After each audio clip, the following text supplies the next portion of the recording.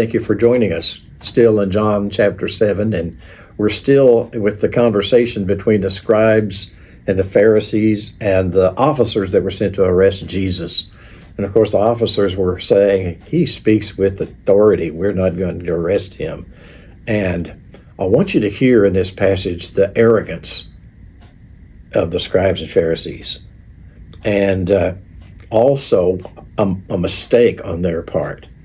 You remember when we talked about Nazareth, that the word Nazar means sprout out of a stump that's been cut off, and that Nazareth is sprout town or shoot town, and it was prophesied in Isaiah chapter 11, verse 1, there will come forth a shoot or a rod or a sprout out of the stem of Jesse, father of David, and a branch shall grow out of his roots. And it says the Spirit of God will be upon him, and it goes on to talk about him reigning as Messiah.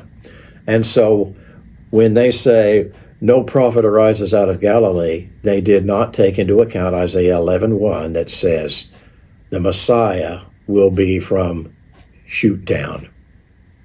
Got it? Nazareth. All right. So arrogance, and also there's some lying also, because they say none of the rulers have ever believed in him. But in Acts chapter 6, verse 7, it says many of the priests became obedient to the faith. And so they were lying. Okay. All right. Here we go.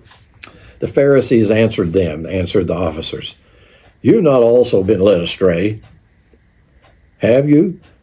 No one of the rulers or the Pharisees has believed in him." Well, how about Nicodemus?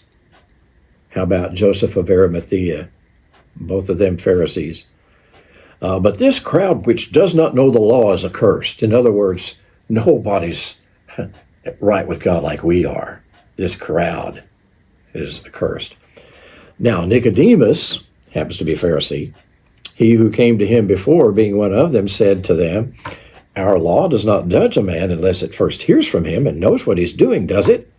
In other words, hey, aren't you guys getting ahead of yourselves on this? And they answered him, "You're not also from Galilee, are you? Search and see, no prophet arises out of Galilee." Nicodemus is saying, come on, let's listen to him and see what he has to say and give him a fair shot. We are not supposed to judge a man before we've heard what he has to say. Isn't it interesting? They broke the law by having a kangaroo court in the middle of the night so that they could have Jesus crucified, and yet they make a big deal out of not carrying too much weight or walking too many steps on Sabbath day. It's sort of like when the law is convenient, they'll follow it, and when it's not, they don't. So what should you and I get out of this? What we should get out of this is be careful and not be that way. Yeah. Not decide which laws we'll obey and which laws we won't, which part of the scripture we'll take seriously and which part we won't. There's a tendency lots of times on the part of us, well, on the part of people, maybe not you, sorry about that, but on the part of people to come up to a scripture that we really don't want to do what that scripture says, and so we try to make it say something other than what it really says. Yeah. Need to be careful about that. Whatever it says, you take it literally unless it's impossible to take it otherwise.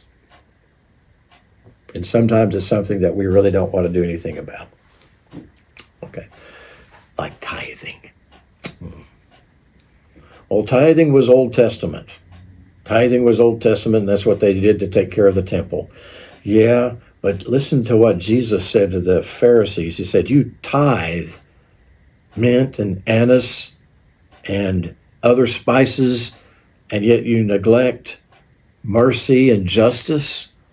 That's what you should have done. But the other you should not have left undone.